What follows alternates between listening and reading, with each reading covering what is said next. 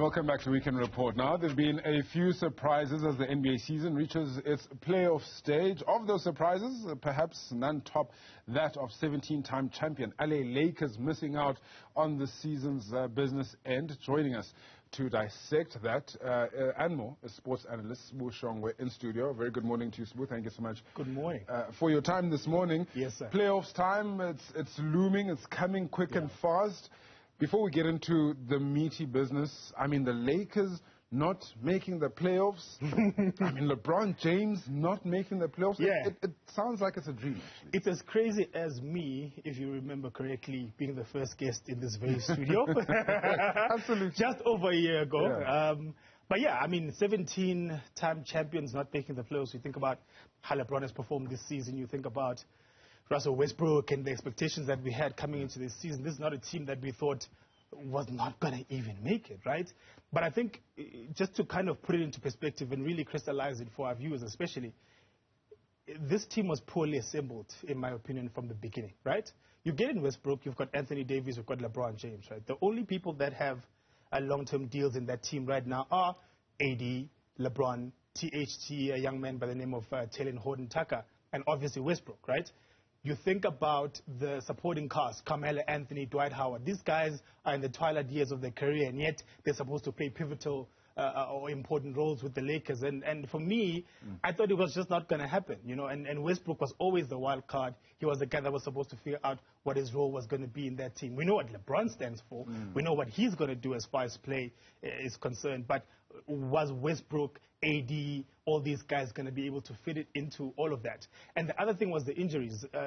Anthony Davis missed 37 games at this season. He just couldn't stay healthy. And I mean, it's been the story for him all his career, dating back from the New Orleans Pelicans, right? He's a 23-10 guy, meaning he is a guy that gives you 23 points, 10 rebounds a game, not to mention that he's one of the best defensive players in the league so far. So you're missing him for the 37 games. You're missing all of that production, right?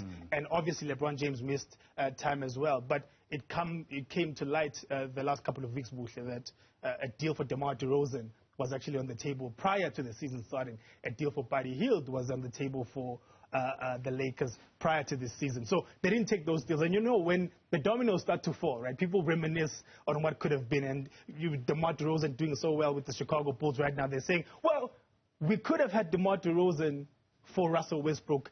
Alas, we are here. Frank Vogel also, I think the head coach, lost that team. His voice was no longer as potent and as strong in that locker room. And so many, just like me, feel like he should have been gone prior even to the trade deadline. But alas, he is still here. Now, let's talk about that coulda, woulda, shoulda, but it didn't happen. Yes. Let's talk about LeBron James in particular, his legacy. What does this mean for his legacy?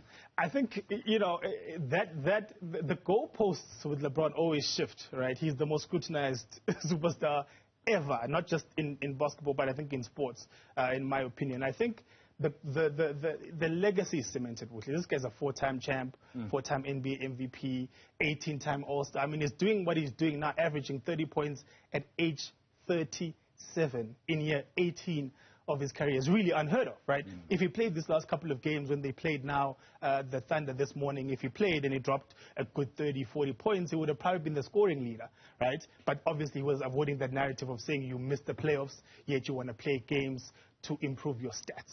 Right? But as far as his legacy, I think it's cemented. People will always say, oh, well, Jordan has 6, LeBron has 4. Hey, he missed the playoffs how many times, man?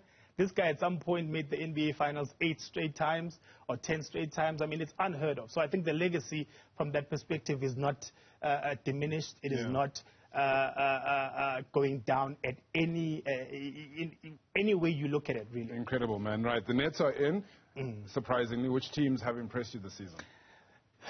The Nets should have also been one of the teams that were making the NBA Finals. I think it was the Lakers and the Nets sort of preview, but alas, we are here right now. But I think the Phoenix Suns, look at them, they're number 1 in the Western Conference right now, so look out for them, especially going into the playoffs. They made the NBA Finals again last season playing at the Milwaukee Bucks. Another team that's impressed me a lot is the Memphis Grizzlies with the young man Ja Morant at the helm. He's been out for the last couple of weeks, but he will be back for game one of the playoff matchup. And obviously in the East, I think we look at the Bulls with DeMar DeRozan, Zach LaVine, Alex Caruso. You look at teams like the Bucks, the Sixers.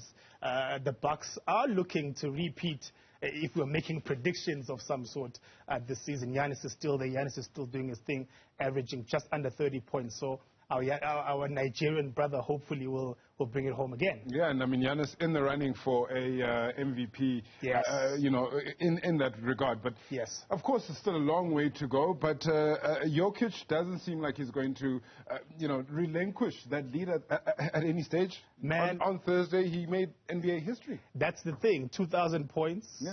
1,000 rebounds, 500 assists, first player to ever do it in NBA history. And just at the time, look, I'm all for Embiid, right?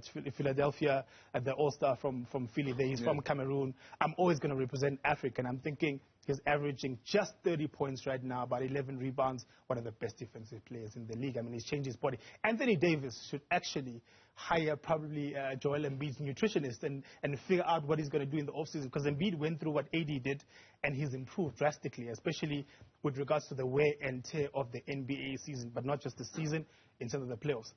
Embiid should probably win it, but Jokic, with the milestone that he's had right now, with strong performances that he's putting up, I mean, he dropped 35 just the other day again.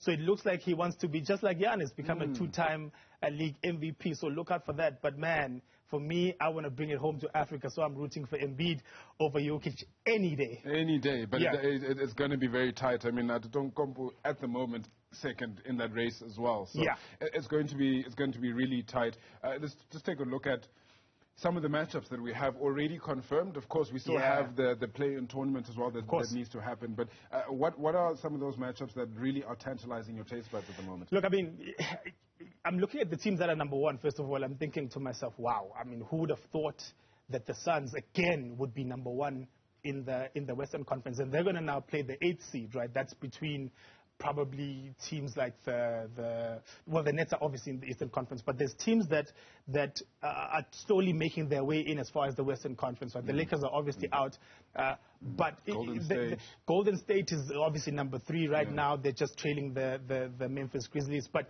you look at all those teams, especially 1 through 4, both in the West and the East, those teams are too strong.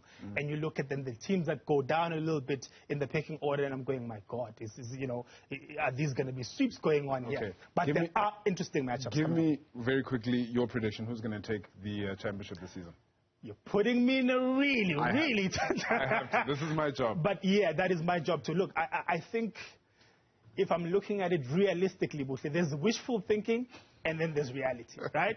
I'm still going to go for the Milwaukee Bucks, man. I think they are too strong, too experienced. I think the Suns are great, the Grizzlies are great, the Warriors are great, but I don't see anybody coming out of the East more than the Milwaukee Bucks. And in the West, I think the Golden State Warriors will probably come out and play the NBA Finals. But I think our Nigerian brother Giannis Antetokounmpo is going to win his second championship this season.